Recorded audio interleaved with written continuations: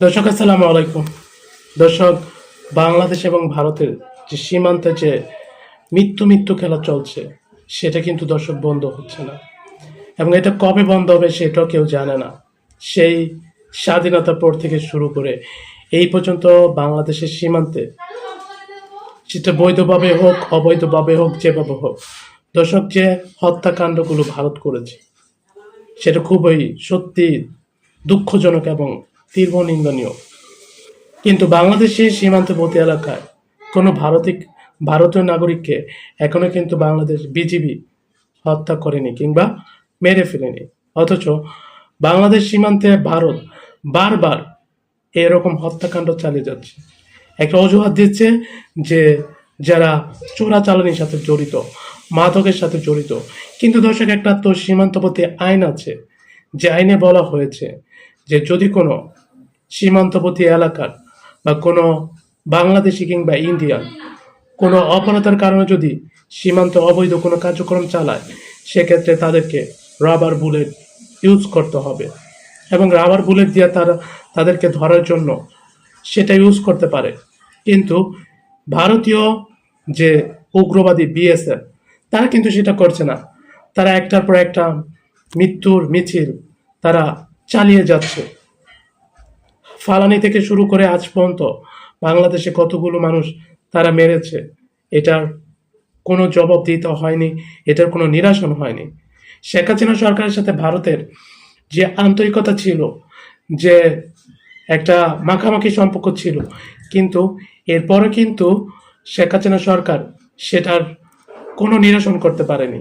বর্তমান যে সরকার আছে তারা কিন্তু বারবার বিভিন্ন ভারত নিয়ে কথাবার্তা বলেছে, কিন্তু আমরা কিন্তু সেই ফলাফলটা জিরো পেয়েছি।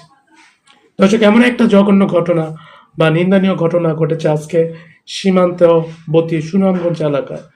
দর্শক বলছে, সুনামগঞ্জ সীমান্ত বিএসএফ এর গুলিতে বাংলাদেশ নিহত। একজন বাংলাদেশকে বিএসএফ এর গুলিতে নিহত করা হয়েছে। দর্শক বলছে, সুনামগঞ্জে দোয়ারার বাজার উপজেলার বাগানবাড়ি সীমান্তে ভারতীয় বিএসএফ এর গুলিতে একজন বাংলাদেশি নিহত হয়েছে। শুক্রবার 11 জুলাই রাতে উপজেলার বাগানবাড়ি সীমান্ত এলাকায় এই ঘটনা ঘটে। যে ব্যক্তি ভিকটিম বা যাকে হত্যা করা হয় তার নাম হচ্ছে শফিকুল ইসলাম। তার বয়স 45 বছর।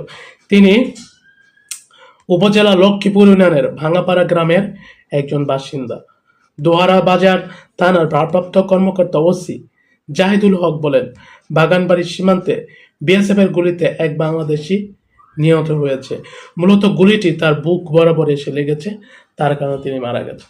দর্শক, এই ছিল। এটা মনে হয় না কখনো বন্ধ হবে, কারণ we are the Muslim. This is our, কি বলে, যে দিস ইজ আওয়ার ক্রিমিনাল, অথবা দিস ইজ আওয়ার ক্রাইম। এটাই আমাদের অপরাধ, এছাড়া আমাদের কোনো অপরাধ নাই।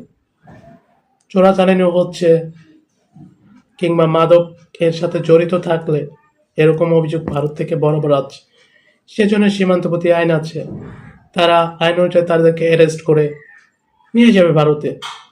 তাদের যতটুকু জেল হয় ততটুকু তারা শাস্তি দেওয়ার পরে আবার বাংলাদেশে রিটার্ন দেবে, তাই না? এটা তো সীমান্তবর্তী আইন, কিন্তু সেটা না করে তারা একটার পর একটা নির্বিচারে মানুষ হত্যা করছে, সীমান্তবর্তী বাংলাদেশিদের তারা হত্যা করছে। এটা আসলে আমি জানি না কোন ধরনের বর্বরতা, কোন ধরনের মানসিকতা। এর তীব্র নিন্দা আমরা জানাই। দর্শক, কি আর বলার আছে, কি আর বলবো, বলে কিছু বলার নাই। দেখা যাক কি হয়, কি আছে সীমান্তবর্তীদের ভাগ্যে। ভালো থাকবেন। আল্লাহ হাফেজ। আসসালামু আলাইকুম।